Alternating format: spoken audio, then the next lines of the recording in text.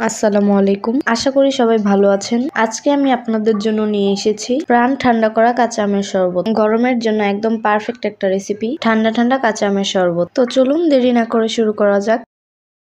আমি এখানে 4টা কাঁচা আম নিয়েছি। এবার ভালোভাবে আমের ছোকলাগুলো ছাড়িয়ে নিব।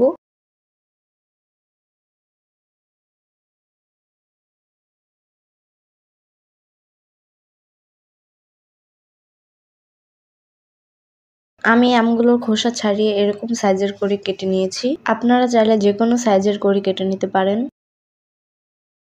এবার ব্লেন্ডারে আমগুলো ঢেলে দিব।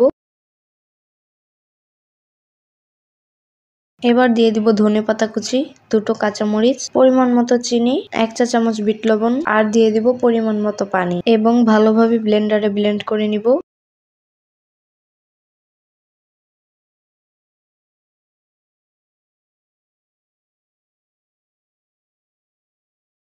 আমাদের কাঁচা আমের শরবত তৈরি। দেখলেন তো কত সহজে ঘরেই বানিয়ে ফেললাম কাঁচা আমের শরবত।